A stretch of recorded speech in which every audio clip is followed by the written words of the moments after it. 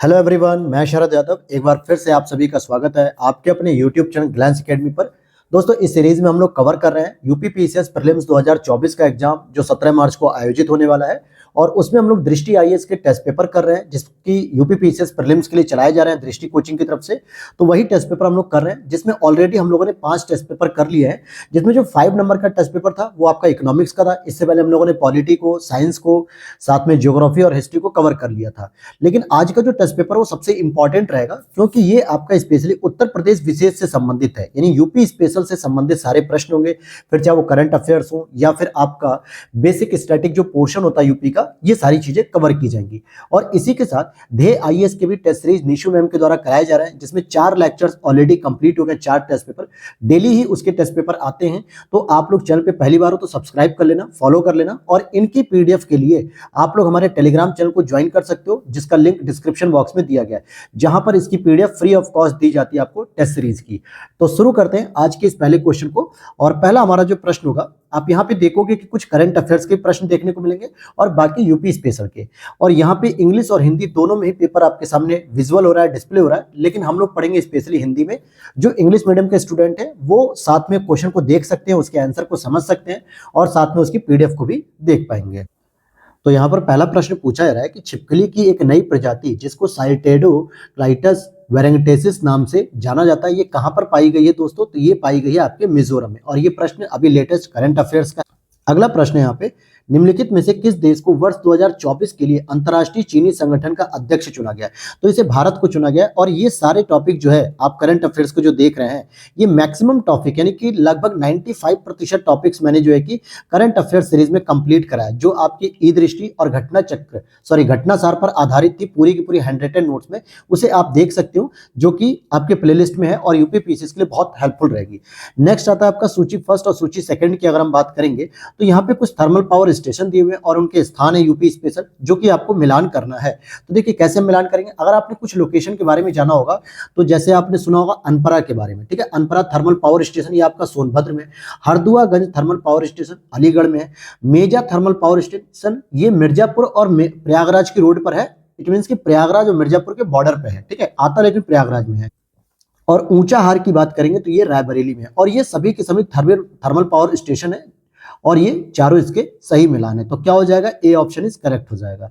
अगले प्रश्न को देखते हैं, निम्नलिखित में से कौन संपूर्ण कुत्तों की आबादी का बंध्याकरण यानी कि कह सकते हो नसबंदी और टीकाकरण करने वाला पहला देश बन गया है? तो ये भूटान है। ये भी मैंने करंट अफेयर्स में आपको पढ़ाया था। हाल ही में निम्नलिखित में से कौन सा भारत का पहला हरित ऊर्जा पुरातात्विक स्थल बन गया? हरित ऊर्जा पुरातात्विक यानी कि आर्कियोलॉजिकल स्थल बन गया है। तो सौर मंदिर महाबलीपुरम। अगर मैं इसकी बात करूं तो ये जो सौर मंदिर महाबलीपुरम का है ये आपके तमिलनाडु राज्य में आता है। कहां पर आता है? तमिलनाडु राज्य में। अगला प्रश्न, अक्टूबर 2023 में निम्नलिखित में से किस राज्य ने विशेष बाघ सुरक्षा बल यानी स्पेशल टाइगर प्रोटेक्शन फोर्स एसटीपीएफ बनाने की मंजूरी दी है? तो ये आपके अरुणाचल प्रदेश के द्वारा दी गई है मंजूरी। क्योंकि अरुणाचल प्रदेश क्या बना रहा है, एक यहाँ पर जो है कि अरुणाचल प्रदेश की सरकार ने एक निर्णय लिया है कि हम बाघ का संरक्षण करने के लिए एक विशेष प्रकार की बाघ सुरक्षा बल तैयार कर रहे हैं। और अगर मैं कहूं कि इस तरीके से अगर आप देखोगे तो यहां पर अब बाघों का संरक्षण थोड़ा अच्छी तरीके से हो सकेगा। वीरांगना दुर्गावती टाइगर रिजर्व अभी जो हाल ही में लेटेस्ट बन रहा है 54 नंबर का, भारत का कौन सा बनेगा? ये 54वां टाइगर रिजर्व बनेगा।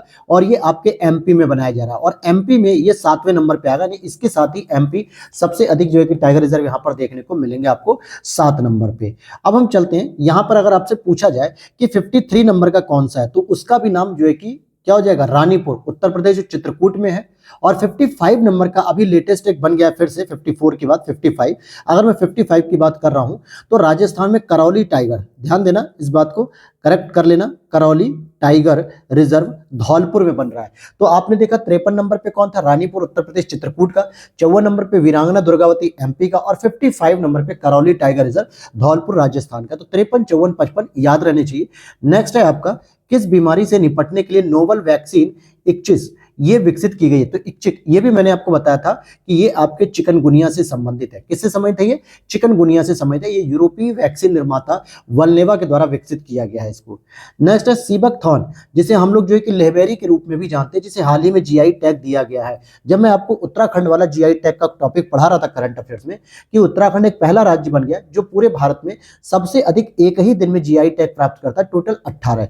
उसी के साथ लद्दाख के सीबकथॉर्न को भी दिया जाता है, और ये लद्दाख से संबंधित है, जो कि प्रोटीन से बहुत भरपूर होती है।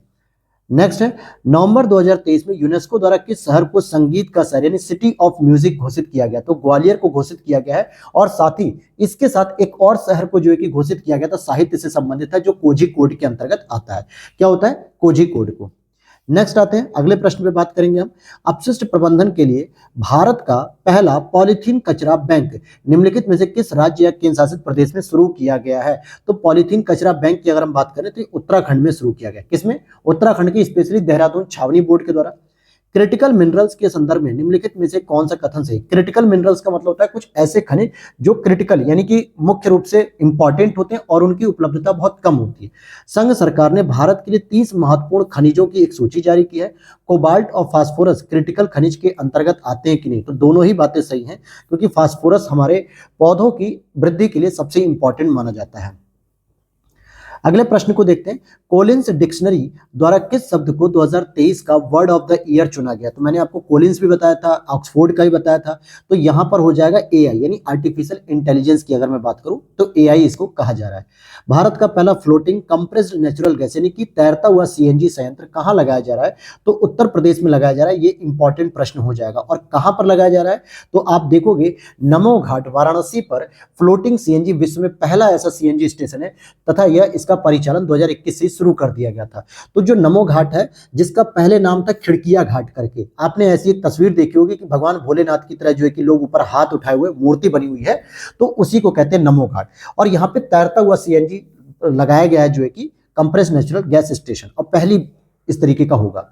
अगला है, दुर्लभ धातुओं में से एक टैंटलम हाल ही में निम्नलिखित में से किस नदी में पाया गया है? यह भी करंट अफेयर्स मैंने बता रखा है आपको, ये सतलज के अंतर्गत आएगा। तो मैक्सिमम करंट अफेयर्स आपको मेरे क्लास में मिल जाएंगे।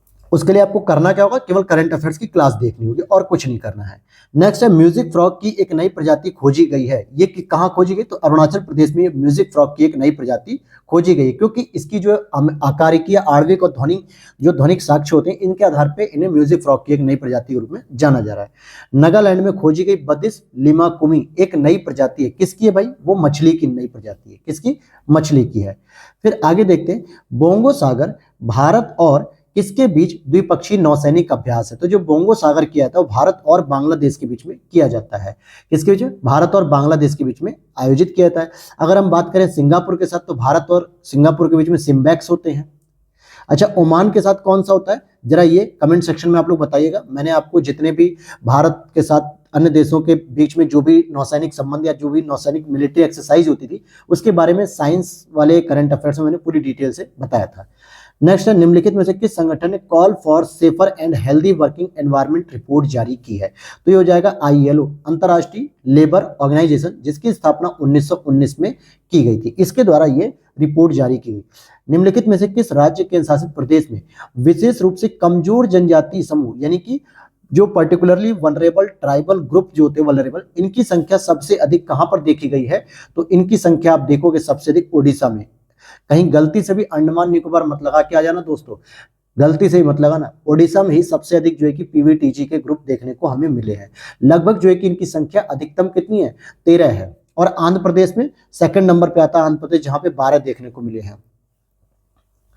नेक्स्ट है आपका, निम्नलिखित में से कौन सा संगठन एमिशन गैप रिपोर्ट जारी करता है? तो कौन सा संगठन जारी करता है? यूनेप के द्वारा जारी किया जाता है। हालांकि यूनेप की अगर मैं बात करूं तो इसने 2023 में एक रिपोर्ट भी जारी की थी, broken record temperature hit new high yet world fails to cut emission. ठीक है, तो खैर ये इतनी लंबी याद रखने की जरूरत नहीं, बस इतना याद रख लो कि एमिशन गैप रिपोर्ट ये जारी करता है।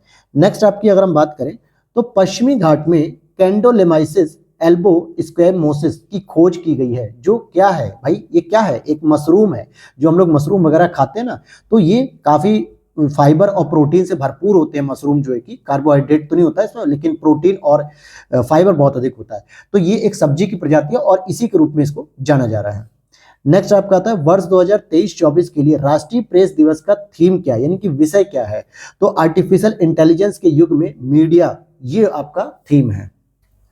अगला प्रश्न है आपका, निम्नलिखित में से किसे बुकर पुरस्कार 2023 से सम्मानित किया गया। तो ये भी मैंने आपको बताया था कि पॉल लिंच, क्या नाम है उनका, पॉल लिंच। अगर मैं ये इंग्लिश में जो है कि इनको दिया गया था, ठीक है। और इनका एक जो है सॉन्ग पुस्तक थी जिसका नाम था प्रॉफिट सॉन्ग, क्या था, प्रॉफिट सॉन्ग। और बुकर पुरस्कार की एक खास बात ध्यान रखना दोस्तों, ये ऑलवेज जो है कि इंग्लिश लैंग्वेज के लिए दिया जाता है, क्योंकि एक ब्रिटिश पुरस्कार है और ये इंग्लिश लैंग्वेज के लिए हमेशा दिया जाता है, उपन्यास के लिए। फिर उत्तर प्रदेश का पहला भेड़ बकरी पालन प्रशिक्षण केंद्र निम्नलिखित में से किस जिले में बनाया जा रहा है। तो ये इटावा में बनाया जा रहा है। कहाँ पे, इटावा में। अगर मैं कहूँ राष्ट्रीय स्तर पे बकरी अनुसंधान केंद्र की बात करें जो आरओ में आया था, तो आपने पढ़ा होगा उसका ऑप्शन मखदूम, और मखदूम आपका मथुरा में स्थित है। कहाँ पे, मथुरा में। लेकिन ये भेड़ पालन, जो भेड़ पालन या बकरी पालन प्रशिक्षण केंद्र है, इसकी स्टैब्लिशमेंट आपके इटावा में की जा रही है। फिर उत्तर प्रदेश की एक मुश्त समाधान योजना, ये किससे संबंधित है। तो ये बिजली उपभोक्ताओं की जो शिकायतें आती हैं उनसे संबंधित जो है कि ये शुरू किया गया, कि एक मुश्त समाधान योजना से संबंधित है, जिसमें क्या होता है 50 से 100% तक जो है कि छूट मिलने की बात रखी गई है। अगला पॉइंट है, भारत का पहला दूरसंचार उत्कृष्टता केंद्र निम्नलिखित में से किस स्थान पर बनाया जा रहा है। तो ये आपके सहारनपुर में एस्टैब्लिश किया जा रहा है, जो कि पूरे भारत का पहला ऐसा होगा। और स्पेशली इसमें क्या किया जाएगा कि 5G को आर्टिफिशियल इंटेलिजेंस से जोड़ने की बात की जा रही है और 6G पर जो है कि रिसर्च भी की जाएगी। तो ये टेलीकॉम इंडस्ट्री में ये पहला ऐसा सेंटर होगा पूरे भारत का जो सहारनपुर में एस्टैब्लिश हो रहा है। नेक्स्ट है, किस राज्य में संस्कृति महोत्सव 2023 का आयोजन किया गया। अब इसे आप देखोगे तो उत्तर प्रदेश में इसका आयोजन किया गया। हालांकि अगर मैं बात करूं कि इसका आयोजन की जो थीम थी, उत्तर प्रदेश पर्व हमारी संस्कृति हमारी पहचान, इस थीम के द्वारा जो है कि इसको आयोजित किया गया था पूरे उत्तर प्रदेश में। नेक्स्ट है मिथुन, जिसे हाल ही में खाद्य पशु का टैग दिया गया। हालांकि टैग की बात करूं तो इसको देता food safety standard authority of India, ठीक है, अथॉरिटी ऑफ इंडिया के द्वारा दिया जाता है। और ये आपका जो मिथुन है, इसे कहां पर टैग प्राप्त हुआ, तो ये अरुणाचल प्रदेश के पशु के रूप में इसे टैग दिया गया है। और इससे पहले एक हिमालयी याक को भी दिया गया था जो लद्दाख में स्पेशली माना जाता था। उत्तर प्रदेश का लक्ष्य किस वर्ष तक 1 ट्रिलियन अमेरिकी डॉलर की अर्थव्यवस्था बनने का है, कि हम 1 ट्रिलियन अमेरिकी डॉलर बन जाएंगे। तो 2027 तक इसका लक्ष्य ये घोषित किया गया है कि किसी भी हाल में हम लोग 2027 तक 1 ट्रिलियन डॉलर की इकोनॉमी बन जाएंगे। नेक्स्ट है, दिसंबर 2023 में उत्तर प्रदेश ग्रामीण खेल लीग का उद्घाटन कहां पे हुआ। जो ग्रामीण खेल लीग होती है उसका उद्घाटन आपको गोरखपुर में देखने को मिलेगा। निम्नलिखित में से किसने 2020 के लिए अंतर्देशीय मत्स्य पालन श्रेणी में सर्वश्रेष्ठ राज्य का पुरस्कार जीता। यह भी मैंने आपको बताया था कि उत्तर प्रदेश में, हालांकि गुजरात में आयोजित किया गया था। और गुजरात में, इसी में गुजरात सरकार ने घोल मछली, जो कि गोल्ड फिश के नाम से जानी जाती है, इसे अपनी राज्य मछली का दर्जा दिया और उत्तर प्रदेश को पहला स्थान प्राप्त हुआ था। उत्तराखंड को उत्तर प्रदेश राज्य से कब अलग किया गया, तो सन 2000 में अलग किया गया था। अगर मैं मंथ की बात करूं तो 9 नवंबर 2000 में अलग किया गया था। और इसी वर्ष, इसी नवंबर के महीने में ही 3-4 दिन आगे पीछे अगर आप देखोगे तो यहां पर छत्तीसगढ़ को भी अलग किया गया था और झारखंड को भी बिहार से अलग किया गया था। नेक्स्ट क्वेश्चन है, भारत के पहले जैव विविधता आनुवंशिक सिल्क टेक पार्क का उद्घाटन कहां पर किया गया है, तो मध्य प्रदेश में किया गया है। और ध्यान देना कि यह नर्मदापुरम के पंचमढ़ी हिल स्टेशन में स्थापित किया गया देश का पहला जैव विविधता आनुवंशिक सिल्क पार्क। क्लियर है। हीरालाल सामरिया को हाल ही में प्रमुख नियुक्त किया गया था। तो मैंने ये भी बताया था कि ये पहले एसटी कैटेगरी के ऐसे व्यक्ति होंगे, ये पहले एसटी कैटेगरी के ऐसे व्यक्ति होंगे जो केंद्रीय सूचना आयोग तक पहुंच रहे हैं, यानी कि इनके ये अध्यक्ष बनते हैं, यानी कि प्रमुख बनते हैं, चीफ बनते हैं, ठीक। मुख्य सूचना आयुक्त के रूप में इन्हें नियुक्त किया गया है और ये एसटी कैटेगरी से बिलोंग करते हैं। नेक्स्ट आते हैं अगले प्रश्न पे, 36 नंबर पे, निम्नलिखित में से कौन सा बुंदेलखंड क्षेत्र का लोक नृत्य नहीं है, कौन सा लोक नृत्य नहीं है। ये देखिए प्रश्न बहुत अच्छा पूछा गया है। अब यहाँ पर अगर आप देखोगे तो आपको देखने को मिलेगा क्या, सहरा मिलेगा, धुरिया मिलेगा, राई मिलेगा। ये तीनों मुख्य रूप से बुंदेलखंड में होते हैं। हालांकि कार्तिक भी होता है, पाई डंडा भी होता है, घोड़ा नृत्य भी होता है, कानरा भी होता है, बहुत सारे अलग अलग देखने को मिलते हैं नृत्य। परंतु अगर मैं मयूर की बात करूं तो मयूर मतलब मोर, और जो कि वृंदावन ब्रज क्षेत्र से संबंधित है। तो रास हो गया, रासलीला से मयूर हो गया, झूला कृष्ण जी झूलते थे, वहीं चरकुला नृत्य हो गया। तो ये सभी लोक नृत्य आपके कहां से संबंधित है, ब्रज क्षेत्र से संबंधित। तो यहाँ पे यही ऑप्शन इसका सही हो जाएगा जो बुंदेलखंड से संबंधित नहीं है। उच्च पुरापाषाण काल के संदर्भ में कौन सा कथन सही है? भारत में उच्च पुरापाषाण कालीन संदर्भों में शुतुरमुर्ग के अंडे के छिलके के टुकड़े पाए गए हैं और इसी संदर्भ में पहली खोज उत्तर प्रदेश के बांदा जिले में की गई है। तो कौन से स्टेटमेंट सही जाएंगे? दोनों ही सही हो जाएंगे। इससे पता चलता है कि उच्च पुरापाषाण काल का जो बांदा क्षेत्र भी उच्च पुरापाषाण काल से संबंधित हो चुका है। फिर आगे देखते हैं, अगले प्रश्न को देखते हैं। उत्तर प्रदेश में निम्नलिखित में से किस प्राचीन स्थल ने नवपाषाण काल से प्रारंभिक शताब्दी ईसा तक 5 गुना सांस्कृतिक अनुक्रम का खुलासा किया है? तो ये हो जाएगा लहुरा देव। और लहुरा देव की अगर मैं बात करूं तो यहां पर आपको चावल के साक्ष्य भी देखने को मिले होंगे जो आप लोगों ने पढ़ते हैं। गौतम बुद्ध ने सबसे पहले धम्म की शिक्षा किसे दी थी? गौतम बुद्ध, जो कि किससे संबंधित है? महावीर स्वामी या गौतम बुद्ध? याद होना चाहिए ना आपको। तो ये आपके गौतम बुद्ध बौद्ध धर्म से संबंधित है। और अगर हम बात करें तो इन्होंने सबसे पहले जो है कि धम्म की शिक्षा दी थी या पहला उपदेश दिया था धर्म चक्र प्रवर्तन के नाम से सारनाथ में दिया था, जिसे हम लोग ऋषि पत्तनम के नाम से भी जानते हैं। फिर अगली बात करेंगे, निम्नलिखित में से कौन सा हड़प्पा स्थल उत्तर प्रदेश में स्थित है? तो आप देखोगे कि दैमाबाद, आमरी, कोट दीजी और मांडी। अभी मैंने शॉर्ट नोट्स आप लोगों को कराए हैं घटना चक्र पूर्वालोकन के, जो कि पूरी तरीके से कराए हैं कंप्लीटली। बस 1 से 2 सब्जेक्ट बचे हुए जो भी आपके शुरू हो चुके हैं आज से ही।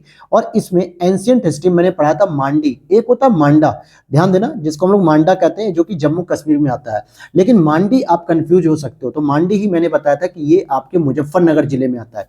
अगर मैं कहूँ कि और भी कुछ पुराने स्थलों की बात करें तो जैसे सहारनपुर में आपको देखने को मिलेगा हुलास देखने को मिलेगा, ठीक है, और मेरठ में आलमगीरपुर देखने को मिल जाएगा। तो इस तरीके के जो प्रमुख क्षेत्र हैं वो सारी चीजें मैंने आपको एंशिएंट पीरियड में कवर किया है।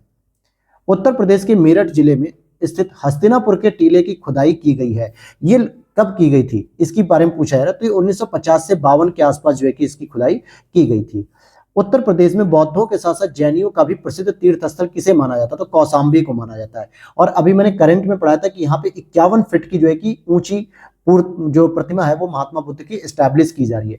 अब कुछ लोग यहाँ पे सारनाथ लगा देंगे, हालांकि बौद्ध धर्म का यहाँ पे ज्यादा विकास है, जैन धर्म का थोड़ा बहुत विकास है, लेकिन कौशाम्बी में बौद्ध और जैन लगभग दोनों ही लोगों का बहुत अच्छे से विकास देखने को मिला है। अगला प्रश्न है, राजा अवंतीपुर निम्नलिखित में से किस महाजनपद से संबंधित थे? अब अवंतीपुर की बात की जाती है, मतलब अवंतीपुत्र की बात की जा रही है, तो ये सूरसेन से संबंधित थे। कहां से? सूरसेन से, क्योंकि जो सूरसेन महाजनपद था ये यमुना द्वीप क्षेत्र में था और इसकी राजधानी मुख्य रूप से मथुरा थी। और बौद्ध परंपरा के द्वारा माना जाता है कि सूरसेन राजा अवंतीपुत्र एक बौद्ध अनुयायी थे, इसलिए इसको इस तरीके से प्रश्न रखा गया है। निम्नलिखित में से किस महाजनपद की राजधानी बरेली में थी? तो मैंने आपको बताया भी था कि आपको याद अगर नहीं होगा तो मैं आपको बताया था कि पांचाल की बात करेंगे। ध्यान देना, ये पांचाली नहीं, पांचाल इसको कहते हैं, या इसका दूसरा नाम अगर मैं कहूं तो अहिच्छत्र आप लोगों ने पढ़ा होगा महाजनपद के रूप में, ठीक है। तो पांचाल या अहिच्छत्र। नेक्स्ट है, किस शिलालेख से यह ज्ञात होता है कि स्कंदगुप्त ने हुणों को पराजित किया था? गुप्त शासक जो स्कंदगुप्त था इसने सबसे पहले हुणों को पराजित किया था और इसकी जानकारी हमें इसके भीतरी स्तंभ लेख से मिलती। किससे मिलती? भीतरी स्तंभ लेख। अच्छा, इसकी अगर हम बात करें ये कहां पर स्थित है, तो ये भी उत्तर प्रदेश में स्थित है और आपके गाजीपुर जिले में स्थित है। बनारस से मुश्किल से 60 से 70 किलोमीटर दूरी पर यह मिलता है और यहां पर पता चलता है कि हुणों को स्कंदगुप्त ने बहुत बुरी तरीके से पराजित किया। नेक्स्ट, निम्नलिखित में से आगरा का संस्थापक कौन है? तो भाई 1504 में आगरा की स्थापना की गई थी सिकंदर लोदी के द्वारा। किसके द्वारा की गई थी? सिकंदर लोदी के द्वारा 1504 में की गई थी। नेक्स्ट पॉइंट पे देखते हैं, किसने अकबराबाद के नाम से जाना था? मतलब कौन सी लोकेशन को अकबराबाद के नाम से आप जानते हो? तो इसका सही हो जाएगा उत्तर आपका आगरा। क्या हो जाएगा? आगरा, क्योंकि आगरा शहर का स्वर्ण युग मुगलों के साथ शुरू हो गया था और तब उसे अकबराबाद के नाम से भी जाना जाता था, जहां पे आपके अकबर हो गए, जहांगीर हो गए, शाहजहां हो गए, इनके अंतर्गत इसको राजधानी के रूप में डेवलप किया गया और बहुत ही इसका विकास किया गया। और बाद में क्या होता है, शाहजहां जब आता है तो इस शाहजहानाबाद में जो है कि स्थानांतरित करते थे अपनी राजधानी को। प्रतिवर्ष सूफी संत हाजी वारिस अली शाह की मजार पर एक मेला लगता है, तो ये मेला किस नाम से जाना जाता है? देवा शरीफ के नाम से जाना जाता है और ये स्पेशली कहां पे लगेगा? तो ये बाराबंकी में लगता है, ठीक है, बाराबंकी जो कि लखनऊ से 35 किलोमीटर दूर है। नेक्स्ट है, वर्ष 1558 में अकबर ने अपनी राजधानी कहां पर बनाई थी? तो अकबर ने बादलगढ़ नाम के किले पे जो है कि अपनी राजधानी बनाई थी और इसको जो है कि केंद्रीय महत्व दिया गया था। ये स्पेशली आगरा में स्थित है। फिर नेक्स्ट अगर हम बात करें, यहाँ पे कुछ धार्मिक शिक्षक हैं और उनके क्षेत्र की बात की जा रही है कि कौन कहाँ कहाँ पे काम किया या किस क्षेत्र में ज्यादा उनकी प्रमुखता थी। जैसे लाल देद की बात करेंगे तो ये कश्मीर से संबंधित है। लाल शाहबाज कलंदर की बात करें तो सिंध से संबंधित है। निजामुद्दीन औलिया जी की बात करें तो ये दिल्ली से संबंधित है। और रामानंद की बात करेंगे तो ये उत्तर प्रदेश से संबंधित है। नेक्स्ट क्वेश्चन पे देखते हैं।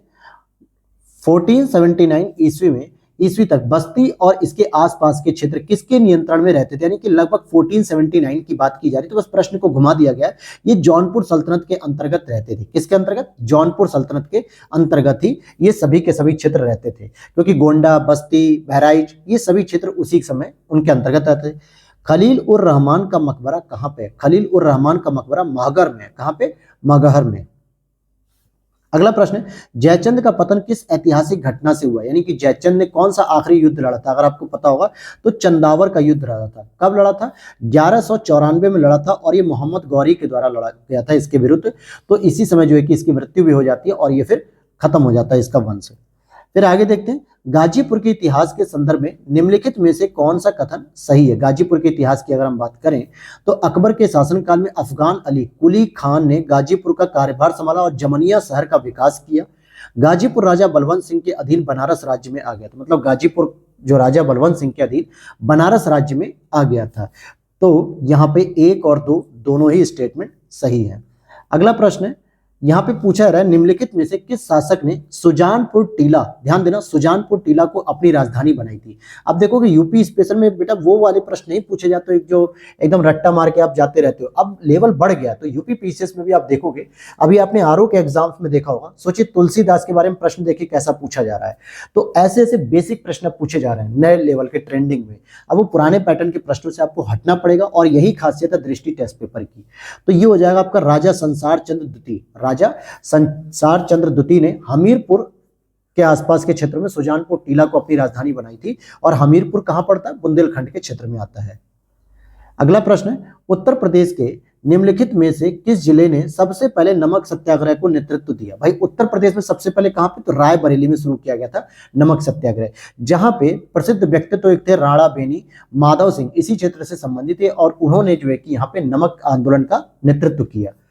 निम्नलिखित में से कौन सा व्यक्तित्व उत्तर प्रदेश में असहयोग आंदोलन से जुड़ा था? तो असहयोग आंदोलन की अगर मैं बात करूं तो गंगा प्रसाद वर्मा जी भी जुड़े थे, एपी सेन भी जुड़े थे, राय राजेश्वर बाली भी जुड़े थे और जगत नारायण जी भी जुड़े थे। तो लगभग सभी लोग यहाँ पे जितने ऑप्शन में दिए हुए ये सभी लोग 1 2 3 4 ये सभी लोग आपको असहयोग आंदोलन में देखने को मिलते हैं। अगला स्टेटमेंट है, अगला प्रश्न, उत्तर प्रदेश की विभूतियों के बारे में कौन सा कथन सही नहीं है? यहां पर ध्यान देना कि पूछता क्या है, सही नहीं पूछा जा रहा है या सही पूछा जा रहा है। अब जैसे पंडित मदन मोहन मालवीय दूसरे गोलमेज सम्मेलन में सदस्य नहीं थे, ध्यान देना, पंडित मदन मोहन मालवीय जी दूसरे गोलमेज सम्मेलन के सदस्य नहीं थे। तो ये बात जो है कि सही है बिल्कुल। तो हम कहेंगे कि नहीं, ये बात बिल्कुल सही नहीं है, क्योंकि पंडित मदन मोहन मालवीय जी दूसरे गोलमेज सम्मेलन में भी शामिल हुए थे। तो पहला स्टेटमेंट तो गलत हो गया। मोहम्मदन एंग्लो ओरिएंटल कॉलेज की शुरुआत 1857 ईस्वी में सर सैयद अहमद खान के द्वारा स्थापित की गई थी। यह भी गलत स्टेटमेंट है, क्योंकि इनके द्वारा 1875 में स्टैब्लिश किया गया और आगे चल के 1920 में इसे अलीगढ़ मुस्लिम विश्वविद्यालय का नाम दे दिया गया। तो मुख्य रूप से 1875 में स्टैब्लिश हुआ, न कि 1857। तो डिजिट को बदल दिया गया, 57 को 75 लिखना था, तो बी गलत है। चंद्रशेखर आजाद द्वारा एक संगठन हिंदुस्तान सोशलिस्ट रिपब्लिकन एसोसिएशन बनाया गया, बिल्कुल बनाया गया था, क्योंकि जब 1925 के काकोरी डकैती से बच निकले थे तो 1928 में दिल्ली के फिरोजशाह कोटला मैदान में ये भगत सिंह के साथ मिलते हैं और भगत सिंह की विचारधारा जो सोशलिस्ट थी इसको शामिल किया गया एचआरए के अंतर्गत। तो ये नया नाम बनता है HSRA, Hindustan socialist Republican association. तो तीसरा स्टेटमेंट सही है, पहला और दूसरा गलत है और इस आधार पे ए और बी दोनों ही आपके गलत है, यानी कि सही नहीं है।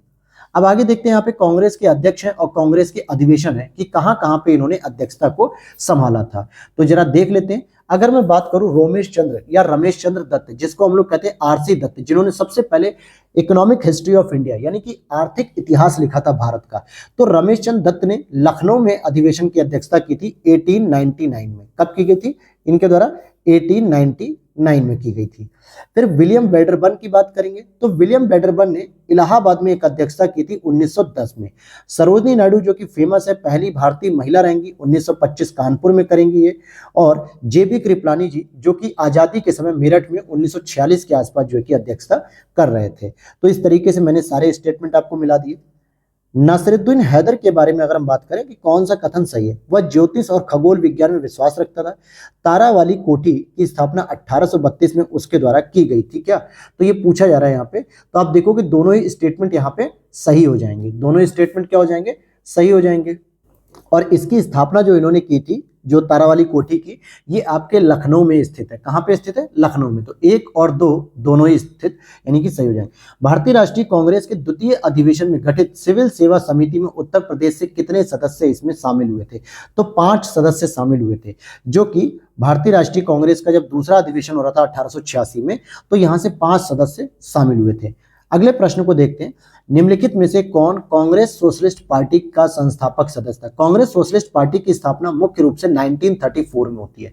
कब होती है दोस्तों, 1934 में की जाती है। और उस समय पूछा जा रहा है कि इसके संस्थापक सदस्य कौन थे, तो आप देखोगे राम मनोहर लोहिया जी उस संस्थापक सदस्य के रूप में जाने जाते हैं वहां पर। अगला प्रश्न यहां पर आएगा, निम्नलिखित में से कौन हिंदी प्रचार समाचार पत्र प्रताप की अगर हम बात करें, हिंदी समाचार पत्र जो पत्र है प्रताप का प्रकाशक था, तो इसका जो प्रकाशक था वो कौन था, गणेश शंकर विद्यार्थी थे। कौन थे भाई, गणेश शंकर विद्यार्थी। तो इसका उत्तर जो हो जाएगा कि हिंदी समाचार पत्र जो प्रताप था, इसके प्रकाशक जो थे आपके गणेश शंकर विद्यार्थी थे।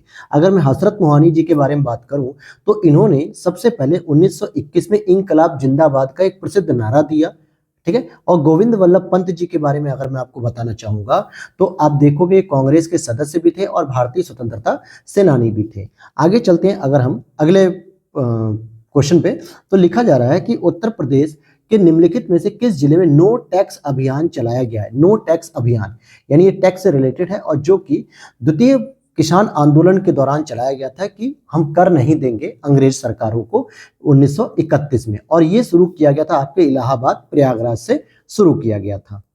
अगला प्रश्न है आपका, निम्नलिखित में से कौन सा 1857 के विद्रोह के केंद्र से सम्मिलित है। अब जैसे झांसी, इलाहाबाद, मथुरा, कानपुर, तो यहाँ पे मिलान करना है कि कौन ब्रिटिश कमांडर सैनिक था जो यहाँ पे दमन कर रहा था। तो अगर मैं झांसी की बात करूंगा तो जनरल ह्यूरोज थे यहाँ पर, तो ये तो गलत हो जाएगा। इलाहाबाद की अगर मैं बात करूंगा तो यहाँ पे कर्नल नील थे, यह भी गलत हो जाएगा। लेकिन अगर मैं मथुरा की बात करूंगा तो यह भी सही हो जाएगा, क्योंकि मथुरा में भी जो है कि आप देखो यह भी गलत होगा दोस्तों, क्योंकि कर्नल नील जो है कि मथुरा में नहीं थे। कर्नल नील मुख्य रूप से आपके इलाहाबाद और कालपी वाले क्षेत्र में थे, अर्थात कानपुर वाले क्षेत्रों में थे। और अगर हम बात करें इलाहाबाद में, तो वहां पे भी कर्नल नील थे और कानपुर वाले में भी थे।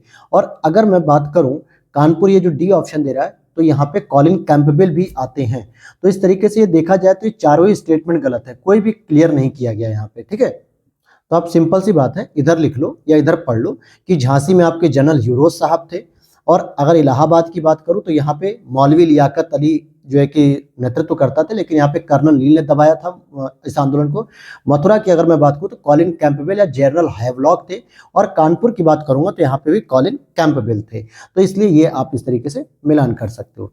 अगला यहाँ पर प्रश्न देखेंगे, निम्नलिखित घटनाओं पर विचार कीजिए और इन्हें सही काल अनुक्रम में व्यवस्थित करना। अब जैसे अगर मैं कहूँ कि उत्तर प्रदेश किसान सभा की जो स्थापना हुई थी वो हुई थी 1918 ईस्वी में, जिसमें आपकी गौरी शंकर मिश्र जी थे, इंद्र नारायण द्विवेदी थे, मदन मोहन मालवीय जी थे।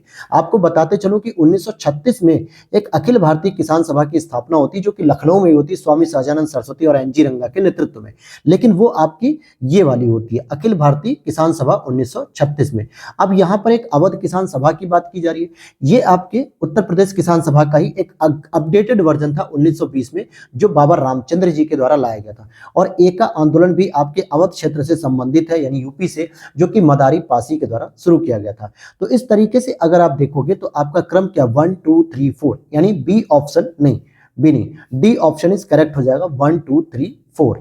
फिर अगला, बहादुर शाह जफर द्वारा औपचारिक रूप से किसे मथुरा का राजा घोषित कर दिया गया था? भाई मथुरा का जो राजा घोषित किया गया था वो देवी सिंह को किया गया था, और मथुरा से 1857 की क्रांति में देवी सिंह ने ही अपना जो है कि रोल प्ले किया। अगर कदम सिंह की बात करूंगा तो कदम सिंह आपके मेरठ से संबंधित थे। किससे संबंधित थे? ये मेरठ से थे, जिन्होंने 1857 की क्रांति में नेतृत्व दिया था यहां से।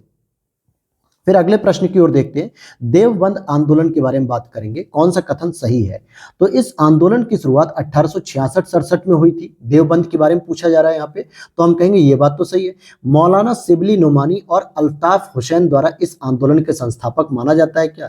तो आपको ये बताना है कि कौन इसके संस्थापक होंगे, बल्कि मोहम्मद कासिम ननौतवी और रशीद अहमद गंगोई, ये दो लोग जो है कि मदरसों के नाम से जाने वाले इस्लामी शिक्षा केंद्र के रूप में से शुरू किया था।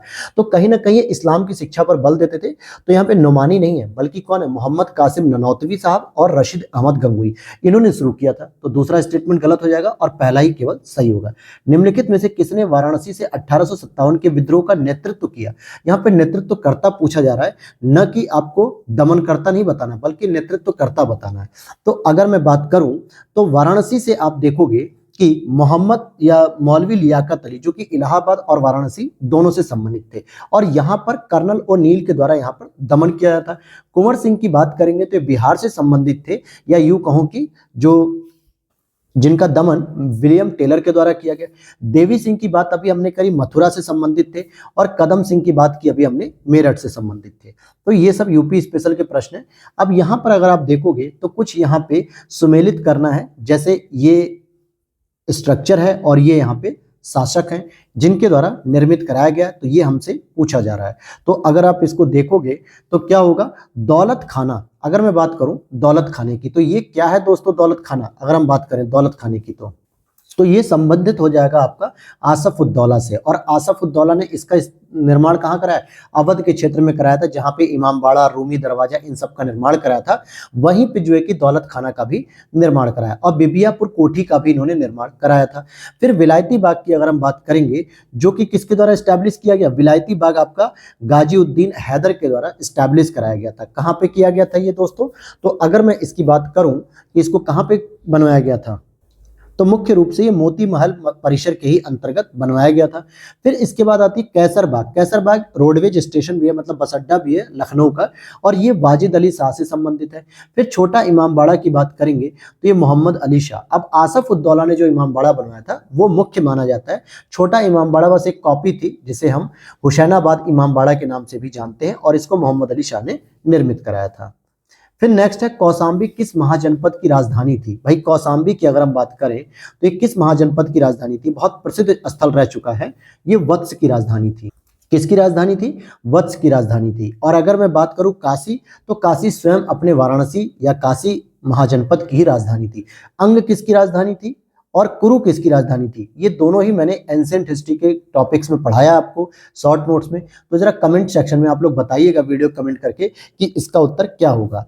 चरकुला नृत्य की उत्पत्ति उत्तर प्रदेश के निम्नलिखित में से किस क्षेत्र में हुई है? और यह प्रश्न अभी आया था आरओ एग्जाम्स में, ब्रज के क्षेत्र में हुई थी। कहाँ पे हुई है? ब्रज के क्षेत्र से संबंधित है, जिसमें 108 तेल के दीपक वाले एक बड़े बहुस्तरीय गोलाकार लकड़ी के पिरामिड को लेकर जो है कि महिलाएं उस पर नृत्य करती हैं। कौन नृत्य करता है? महिलाएं करती हैं।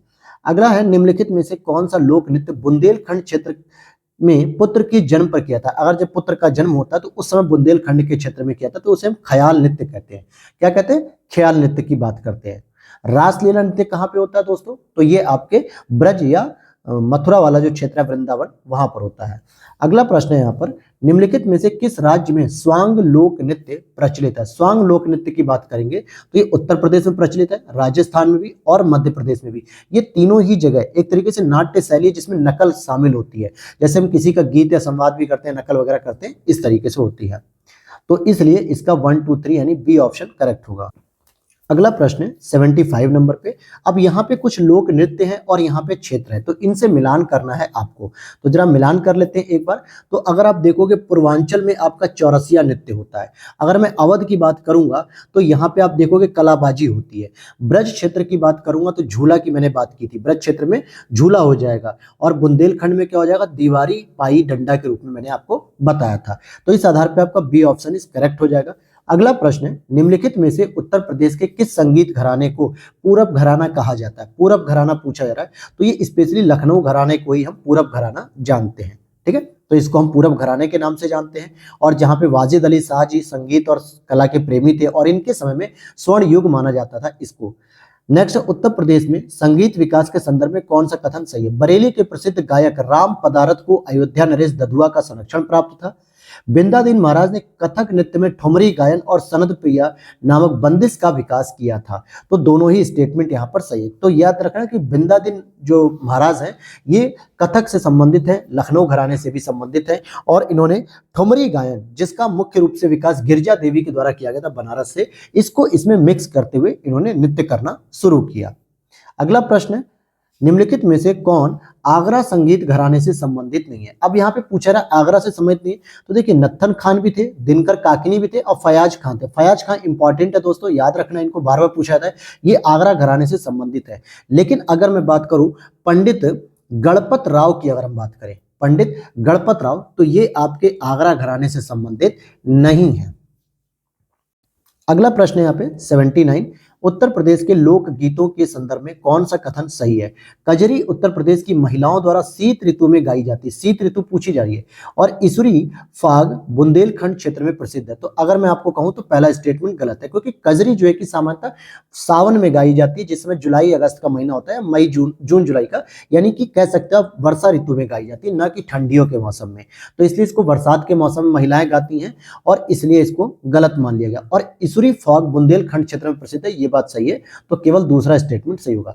निम्नलिखित में से कौन सा लोकगीत उन दुखी पत्नियों से संबंधित है जो अपने पतियों से अलग हो चुकी है?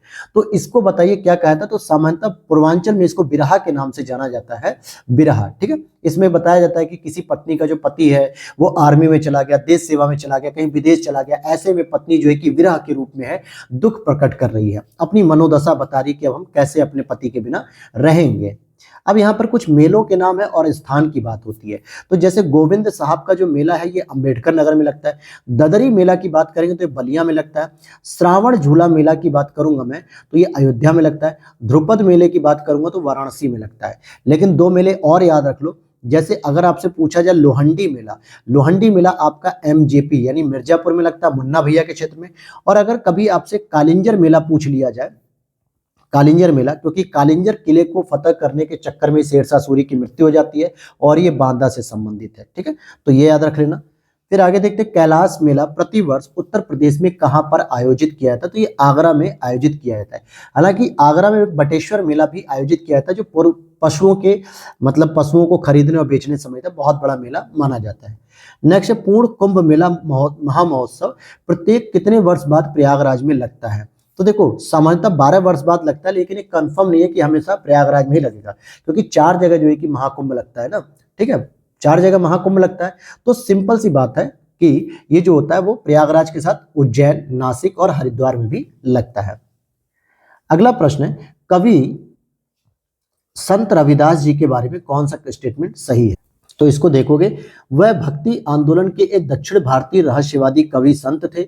उनके भक्ति छंदों को सिख धर्म ग्रंथों में शामिल किया गया, जिन्हें गुरु ग्रंथ साहिब के नाम से भी जाना जाता है। तो दोनों बातों में तो केवल दूसरा ही स्टेटमेंट सही है, क्योंकि तुलसीदास, रविदास, कबीर, इन सभी के जो कुछ अच्छे वक्तव्य थे, अच्छी बातें थी, उसको गुरु ग्रंथ साहिब में शामिल किया गया है। ठीक है, किसमें शामिल किया गया? गुरु ग्रंथ साहिब में। लेकिन अगर मैं बात करूं तो ये दक्षिण भारतीय नहीं थे, बल्कि उत्तर भारत के। इनका जन्म ही वाराणसी में हुआ था और ये उत्तर भारत के थे, या यूं कह सकते हैं कि उत्तर प्रदेश के रहस्यवादी कवि संत माने जाते हैं, दक्षिण भारत के नहीं। नेक्स्ट है, कौन सा युग्म सही सुमेलित नहीं? यहाँ पे लेखक है और उनकी कुछ कविताओं के बारे में है। जैसे मलिक मोहम्मद जायसी की बहुत ही फेमस एक पद्मावत है। फिर भारतेंदु हरिश्चंद्र की भारत दुर्दशा है। महादेवी वर्मा की रश्मि रथी है। लेकिन धर्मवीर भारती की भारत भारती नहीं है। ठीक है, अगर भारत भारती की अगर मैं बात करूं तो ये आपको मैथिली शरण गुप्त की देखने को मिलेगी। जबकि धर्मवीर भारती की मैं बात करूं तो सबसे फेमस एक है गुनाहों का देवता। आपने पढ़ी होगी गुनाहों का देवता, जब आप 12th वगैरह में रहे होंगे तो पढ़ी होगी। कर्म भूमि उपन्यास किसके द्वारा लिखी गई है? तो ये मुंशी प्रेमचंद जी के द्वारा लिखी गई है, जिनका जन्म वाराणसी में लमही नाम के स्थान पर हुआ था। प्रमुख कृतियों में आपके गोदान, कर्मभूमि, गबन, मानसरोवर, ईदगाह आपने कहानी पढ़ी होगी कक्षा 5 में जो है कि, या कक्षा 6 में पढ़ी होगी, जो अपनी माता के लिए, अपनी दादी के लिए चूल्हे पे रोटी बनाते समय जब हाथ जल जाते तो चिमटा लेकर आता है। ये कहानी जरूर हर बच्चे ने शुरू होगी। उत्तर प्रदेश उर्दू अकादमी की स्थापना कब की गई थी? तो 1972 में उर्दू को स्टैब्लिश किया गया और 1979 में उर्दू हमारे राज्य की दूसरी जो है कि आधिकारिक भाषा के रूप में स्वीकार कर ली गई थी। फिर नेक्स्ट है आपका, उत्तर प्रदेश भाषा संस्थान निम्नलिखित में से किस शहर में स्थित है? तो भाषा से संबंधित जितने भी संस्थान हो, चाहे वो हिंदी भाषा हो, उर्दू भाषा हो, भोजपुरी भाषा हो, कितने भी प्रकार के, ये सभी के सभी संस्थान आपके लखनऊ में ही होंगे। वर्ष 2023 में उत्तर प्रदेश की सबसे बड़ी अर्थव्यवस्था बनकर उभरा। तो देश की अगर हम अर्थव्यवस्था के बारे में बात करें तो ये दूसरे नंबर पे आता है, मतलब कि दूसरे नंबर पे है जो भारत की जीडीपी में योगदान दे रहा है। लगभग 9.2% का इसने योगदान दिया है। ठीक है, 9.2% का योगदान दिया है। पेराई सत्र 2022-23 के दौरान उत्तर प्रदेश में कितनी चीनी मिलें संचालित हुई हैं? तो 118 जो है कि चीनी मिल संचालित की जा रही है। अगला प्रश्न है, आवधिक श्रम बल सर्वे 2022-23 के अनुसार उत्तर प्रदेश में बेरोजगारी दर घट के कितनी हो गई है? तो ये लगातार जो है कि सरकार के द्वारा कहा जा रहा है और 2.6% केवल अब बेरोजगारी दर रह चुकी है। तो 2017-18 में जहां पे योगी सरकार आने से पहले जो पहले की गवर्नमेंट थी उसमें 6.4% बेरोजगारी थी, लेकिन अब 2022-23 में घट के कितनी हो गई? 2.6% पे आ गई। मतलब 100 में से केवल 2.5 या 3 बच्चे ही हैं जो रोजगार से बाहर हैं। नेक्स्ट है, आधारभूत पशुपालन सांख्यिकी 2022 के अनुसार दुग्ध उत्पादन में उत्तर प्रदेश का कौन सा स्थान है?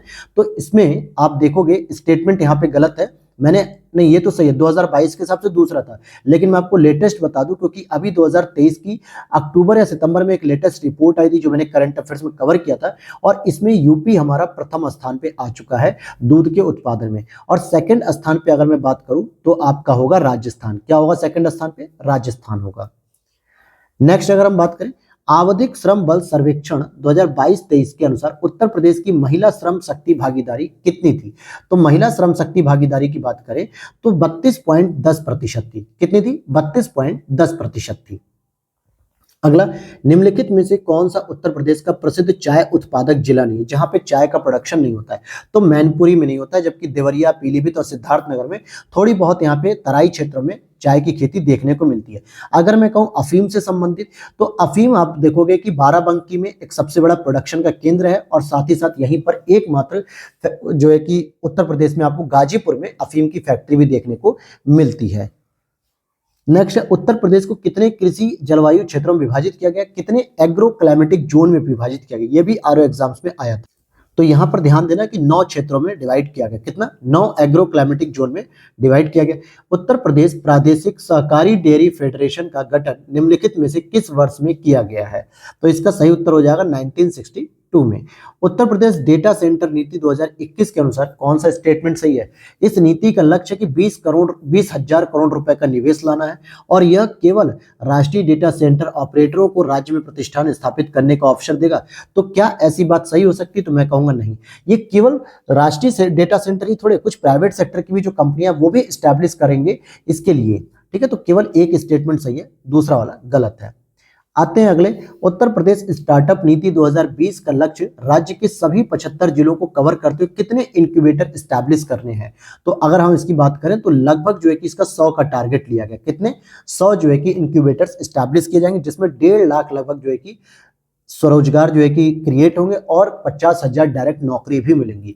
मेजा थर्मल पावर स्टेशन, पहले या दूसरे प्रश्न में मैंने इसका मिलान किया था, ये प्रयागराज के अंतर्गत आएगा, इसको मिर्जापुर मत लगा देना। ये प्रयागराज और मिर्जापुर के बॉर्डर पे है, लेकिन स्पेशली इसको प्रयागराज में ही माना जाता है। नरोरा परमाणु ऊर्जा संयंत्र के बारे में बात करें, यह उत्तर प्रदेश के बुलंदशहर जिले में स्थित है। यह सही है। वर्ष 2000 में यह एशिया का पहला ISO 14001 प्रमाणित परमाणु ऊर्जा संयंत्र बन गया था। तो हम कहेंगे कि दोनों ही बातें यहाँ पे सही है, पहला और दूसरा दोनों स्टेटमेंट सही हैं। क्या होगा? पहला और दूसरा दोनों स्टेटमेंट सही हैं। उत्तर प्रदेश की गैर पारंपरिक ऊर्जा विकास एजेंसी नेडा की स्थापना कब की गई?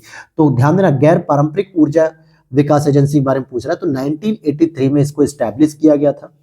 अगला प्रश्न है, उत्तर प्रदेश का निम्नलिखित में से कौन सा जिला सीमा क्षेत्र विकास कार्यक्रम के अंतर्गत शामिल नहीं हुआ है? उत्तर प्रदेश का निम्नलिखित में से कौन सा जिला सीमा क्षेत्र विकास कार्यक्रम के अंतर्गत शामिल नहीं हुआ है? तो यहाँ पर अगर आप देखोगे तो कुशीनगर अभी इसमें शामिल नहीं है, जबकि पीलीभीत, सिद्धार्थनगर, बलरामपुर ये सभी इसमें बॉर्डर एरिया डेवलपमेंट प्रोग्राम में शामिल हो चुके हैं।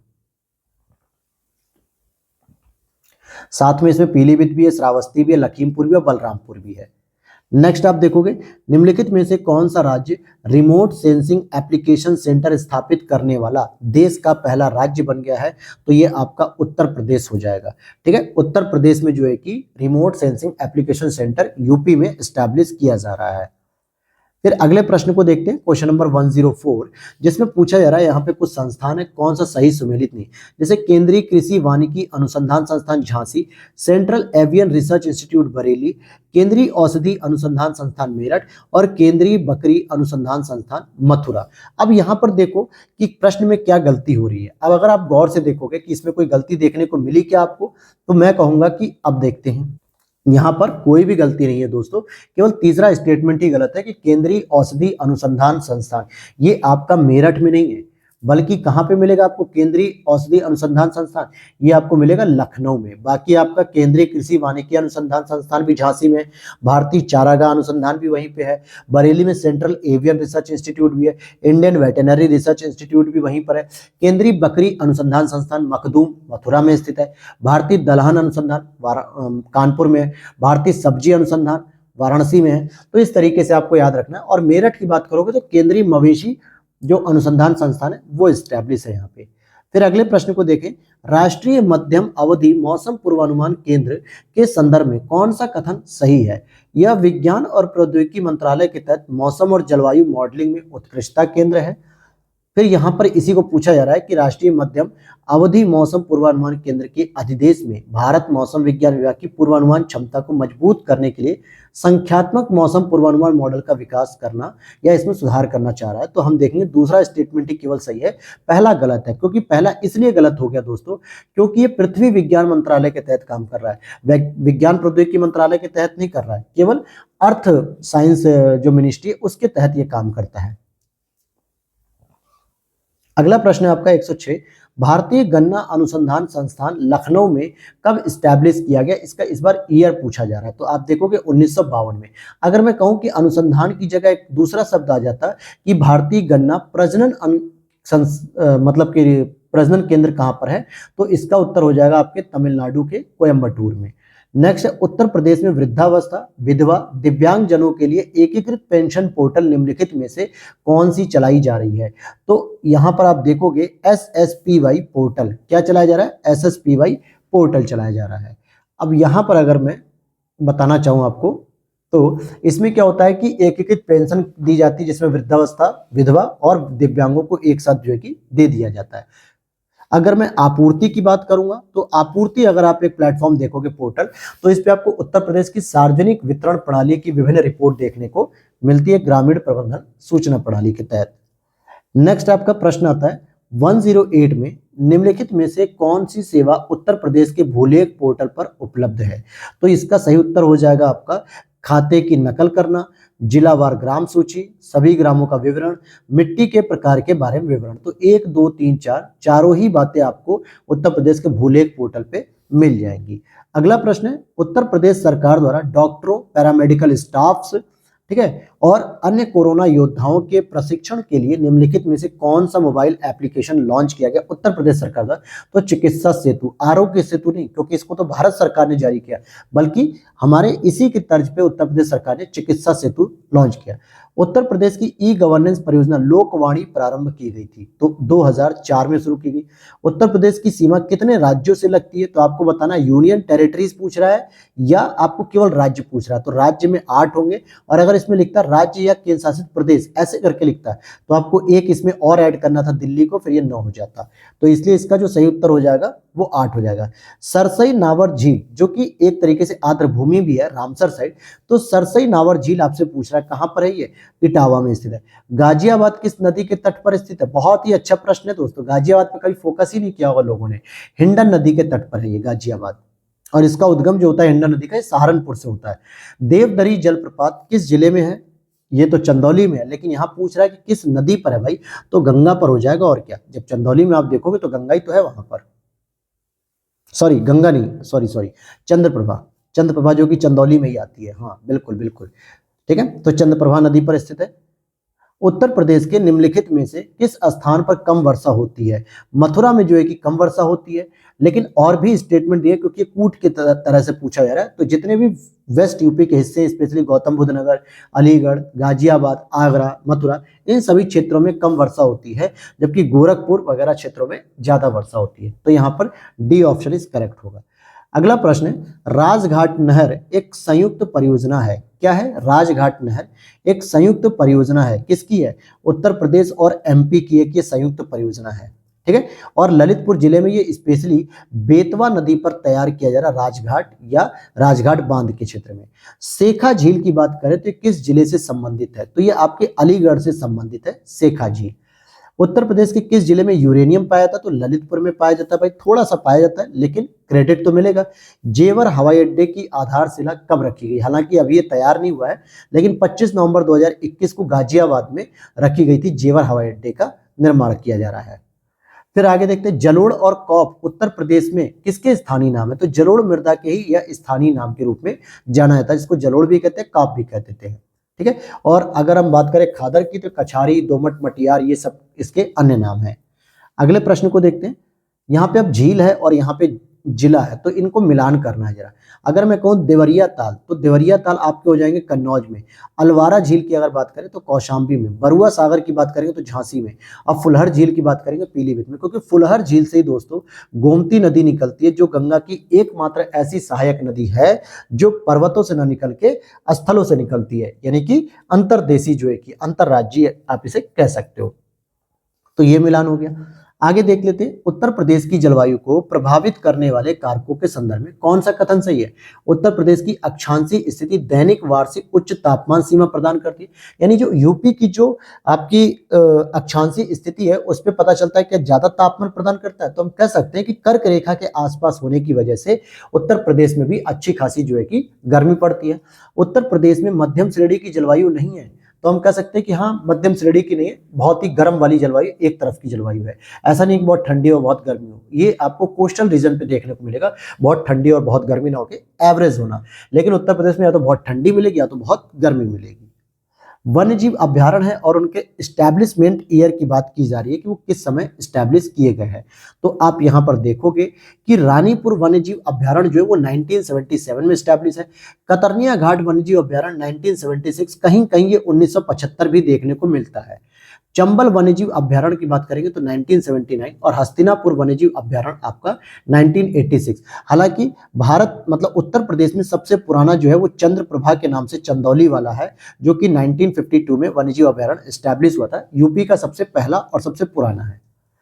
फिर आगे देखते हैं, जटायु संरक्षण केंद्र किस जिले में स्टैब्लिश किया जा रहा है? तो ये महाराजगंज में स्टैब्लिश किया जा रहा है, स्थापित किया जा रहा है। और इसकी स्थापना बॉम्बे नेचुरल सोसाइटी और भारतीय वन्यजीव अनुसंधान संस्थान के द्वारा किया जा रहा है, जटायु को बचाने के लिए। सौर ऊर्जा नीति उत्तर प्रदेश में किस वर्ष शुरू की गई? तो 2017 में इसको शुरू किया गया था, सौर ऊर्जा नीति के लिए। उत्तर प्रदेश की सबसे उत्तरी जिले की अगर हम बात करेंगे तो ये हो जाएगा आपका मेरठ। अब यहाँ सॉरी मेरठ नहीं होगा, ये हो जाएगा आपका सहारनपुर, ठीक है। ये मैंने यूपी स्पेशल पढ़ा है कि सबसे उत्तरी अगर हम जिले की बात करेंगे तो हो जाएगा सहारनपुर। सबसे दक्षिणी जिले की अगर हम बात करेंगे तो उसका उत्तर हो जाएगा सोनभद्र, ठीक है। और सबसे पूर्वी जिले की अगर हम बात करेंगे तो ये हो जाएगा आपका बलिया। और सबसे पश्चिमी जिले की अगर हम बात करेंगे तो शामली हो जाएगा। तो आप देखोगे कि अगर ईस्ट वाले पॉइंट को छोड़ दे तो नॉर्थ, साउथ और वेस्ट है, ये तीनों ही एस से शुरू होते हैं। एस से सहारनपुर, सोनभद्र और शामली। नेक्स्ट है, उत्तर प्रदेश को कितने प्रशासनिक मंडलों में विभाजित किया गया है? तो 18 प्रशासनिक मंडलों में विभाजित किया गया है। अगला प्रश्न है यहाँ पे, उत्तर प्रदेश के निम्नलिखित जिलों पर हमें विचार करना है और यहाँ पे 2011 की जनगणना के अनुसार उनकी जनसंख्या के बढ़ते हुए क्रम में आपको लिखना है।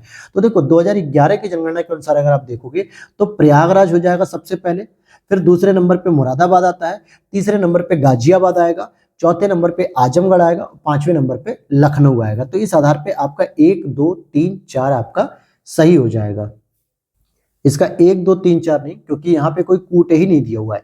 इसमें अगर इस ऑप्शन के अनुसार चलूंगा तो चौथा आएगा पहले, फिर उसके बाद थर्ड आएगा, फिर उसके बाद सेकंड आएगा, और फिर सबसे लास्ट में आपका फर्स्ट आएगा। ठीक है, तो इस तरीके से आपको चलना, और ऐसा कोई ऑप्शन नहीं दिया हुआ है, तो इसलिए यहाँ पे कोई ऑप्शन नहीं है।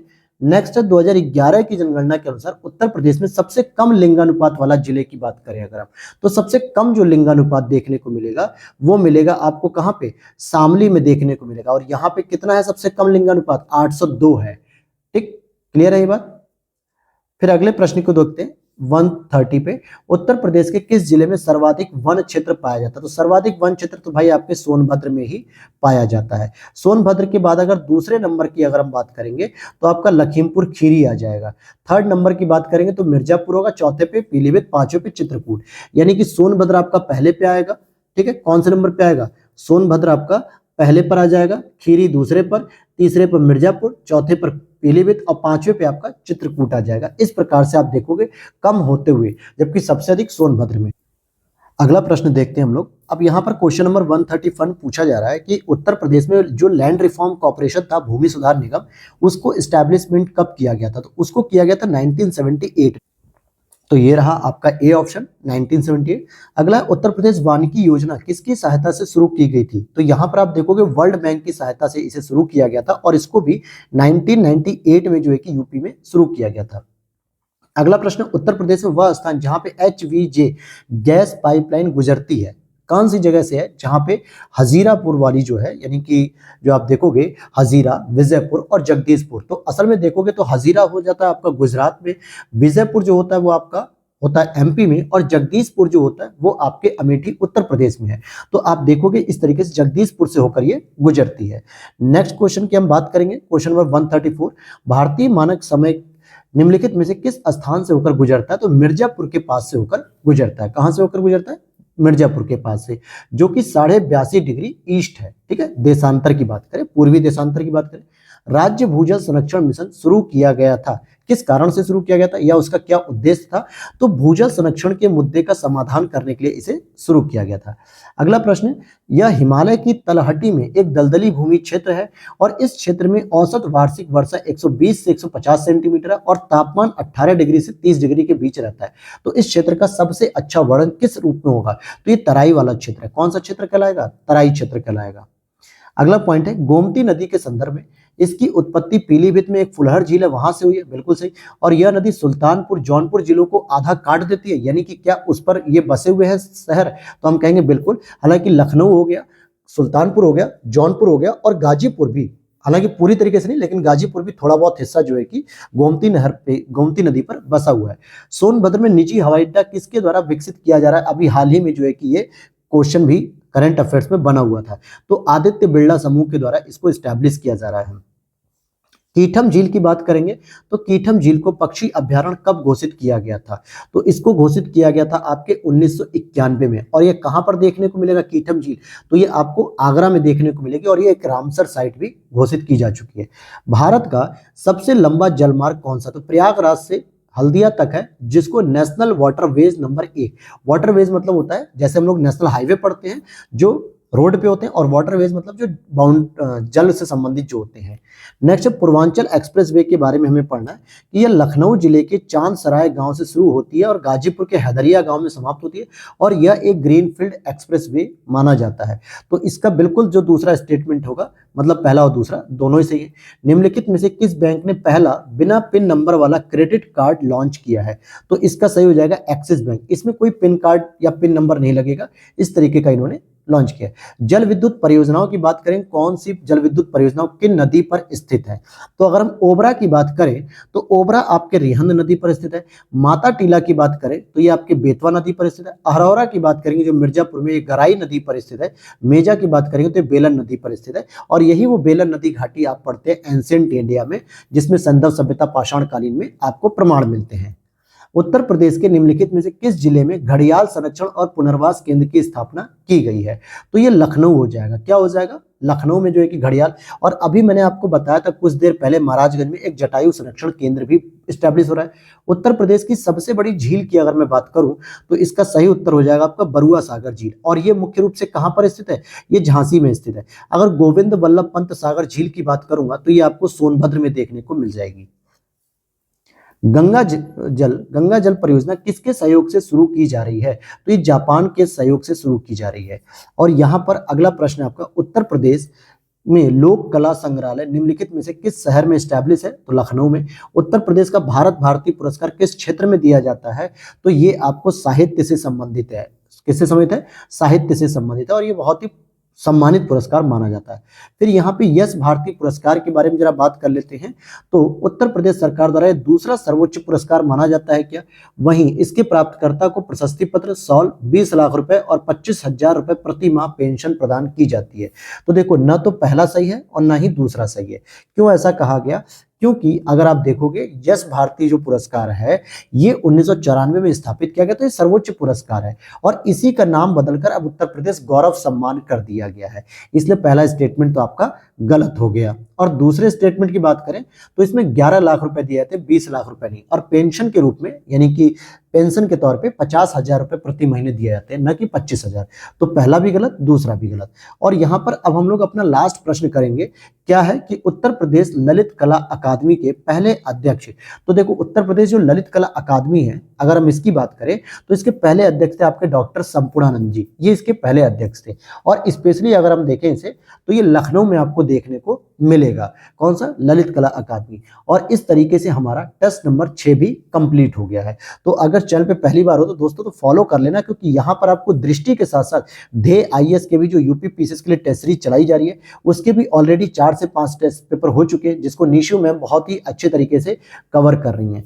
और बाकी आपको करंट अफेयर्स, घटना चक्र, बहुत सारी सी सेट वगैरह, ये सभी चीजें हम लोग शुरू कर रहे हैं। तो वीडियो अच्छी लगे तो लाइक कर देना और इसकी पीडीएफ के लिए आप वीडियो के नीचे दिए गए टेलीग्राम चैनल के लिंक को ज्वाइन कर लेना, जहां पर आपको ये पीडीएफ फ्री ऑफ कॉस्ट मिल जाएगी। तो मिलते हैं नेक्स्ट वीडियो में। Thanks for watching.